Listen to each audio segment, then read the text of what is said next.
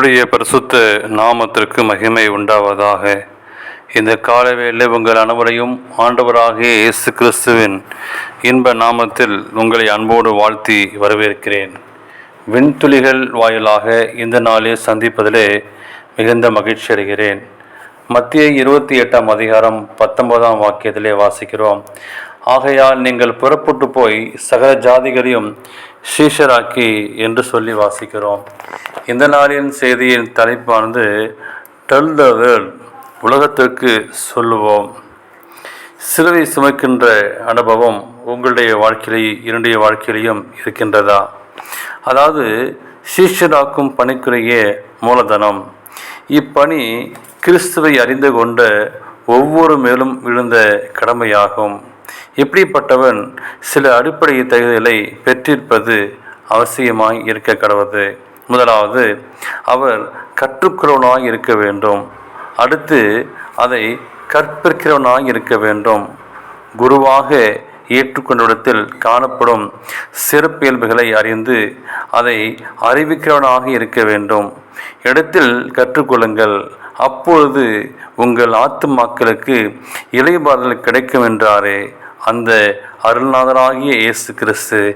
ஜெபிக்க கூட அவரிடத்தில் தானே நாம் கற்றுக்கொள்ள வேண்டும். சீஷர்கள் இதுதான் செய்த முதல் பணியாக இருந்தது.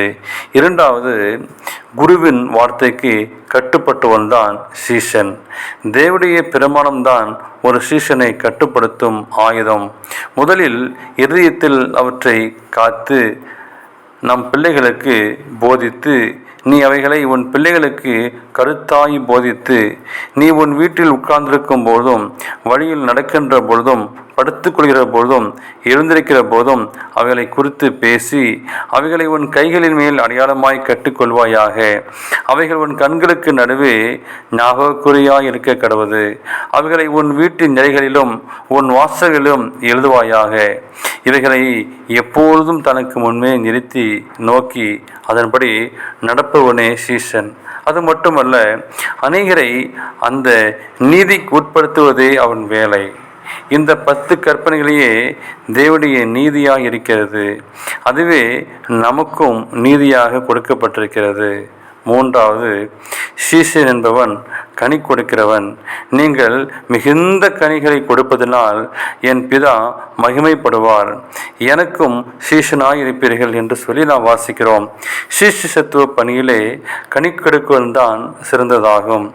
ஆலமரம் ஒன்று தன் காலத்திலே கனி கொடுக்கும்போது எந்த அழைப்புமின்றி எல்லா பறவைகளும் அதிலே வந்து சேரும். அதுபோலவே கனி கொடுத்தாலே அநேகரை சீஷராக்க முடியும். குருவுடைய உபதேசத்தில் நிலைத்திருப்பவனே அநேக கனிகளை கொடுக்க முடியும். இந்த உலகத்திற்கு நீங்கள் நாளும் சொல்ல வேண்டிய பிரதான கடமை ஆண்டவராகிய இயேசு கிறிஸ்து குறித்து நீங்கள் நானும் பெற்ற ஆசீர்வாதத்தை மற்றவருக்கு சொல்ல வேண்டும். தேவனே, நாங்கள் உம்மை ஏற்றுக்கொண்டு சீஷனாகிறோம். இன்னும் அநேகரை சீஷராக்க எங்களுக்கு பரிசுத்தாவின் உந்துதலை தந்து வழிநடத்த உம்மை வேண்டுகிறேன்னு சொல்லி இந்த கால வேளையை நாம் ஒப்பு கொடுப்போம், தீர்மானம் செய்வோம். தேவன் தாமே உங்களை ஆசீர்வதிப்பாராக. ஆமேன்.